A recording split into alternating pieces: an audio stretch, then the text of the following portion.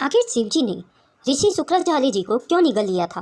आइए जानते हैं इस वीडियो में। ऋषि शुक्राचार्य दैत्यों के गुरु कहलाते हैं तथा इनके बारे में काशी खंड, महाभारत जैसे ग्रंथों में अनेक कथाएं लिखी गई हैं। शुक्राचार्य के पिता महर्षि भृगु थे तथा देवताओं के गुरु बृहस्पति के पिता ऋषि अंगिरस थे।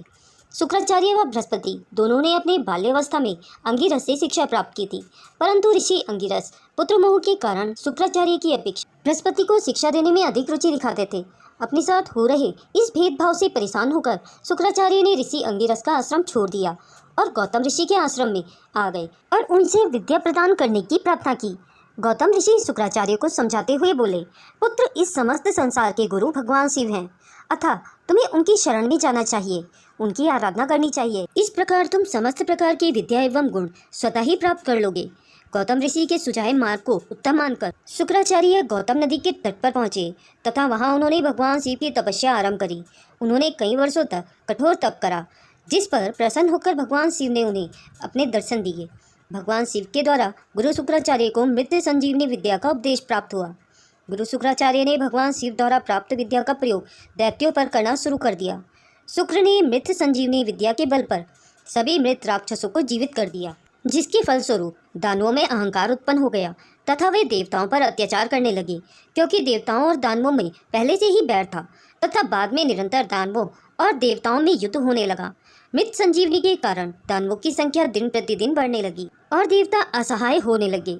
जब देवताओं को कोई उपाय नहीं सूझा तो भगवान शिव के पास गए, क्योंकि उन्होंने ही शुक्राचार्य को मृत संजीवनी की विद्या दी थी। वह भगवान शिव से शिकायत करते हुए बोले, हे भगवान, आप तो अंतर्यामी हैं, आपसे कुछ नहीं छुपा। आपके द्वारा दी गई विद्या पर दैत्य गुरु शुक्राचार्य दुरुपयोग कर रहे हैं। वह मृत असुरों को पुनः जीवित कर हमारे खिलाफ भड़का रहे हैं। अगर कुछ नहीं किया गया तो शीघ्र ही दैत्य संपूर्ण स्वर्गलोक पर अपना अधिकार स्थापित कर लेंगे। भगवान शिव को शुक्राचार्य द्वारा मृत संजीवनी विद्या का दुरुपयोग करना अनुचित लगा। महादेव शिव क्रोध में आकर दैत्य गुरु शुक्राचार्य को ढूंढने लगे। दैत्य गुरु शुक्राचार्य भगवान शिव के भयंकर क्रोध को भली भांति जानते थे तथा उन्होंने अपने आप को भगवान शिव की नज़रों से बचाने का प्रयास किया, परंतु भगवान शिव से कोई चीज़ नहीं छुपी है। उन्होंने शुक्राचार्य को पकड़ अपना विशाल मुंह खोलकर और उन्हें निगल लिया। महादेव शिव के देह में शुक्राचार्य का दम घुटने लगा। उन्होंने भगवान शिव की देह में ही उनकी प्रार्थना शुरू कर दी, परंतु इस पर भी भगवान शिव का क्रोध शांत नहीं हुआ। भगवान शिव ने अपने शरीर के सभी छिद्र बंद कर दिए। अंत में शुक्राचार्य महादेव शिव की देह से शुक्ल कांति के रूप में निकल गए। इस प्रकार से वे महादेव शिव के तथा माता पार्वती के पुत्र समान हो गए, परंतु भगवान शिव का क्रोध अब भी शांत नहीं हुआ था।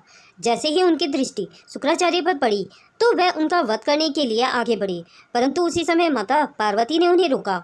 वह समझाया कि यह अब हमारे पुत्र समान है, अतः हम अपने स्वयं के पुत्र का ही वध नहीं कर सकते। तब माता पार्वती की प्रार्थना पर भगवान शिव ने खुशी से उन्हें अपने पुत्र के रूप में स्वीकार किया। साथ ही भगवान शिव ने शुक्राचार्य की स्तुति सुनकर प्रसन्न हुए।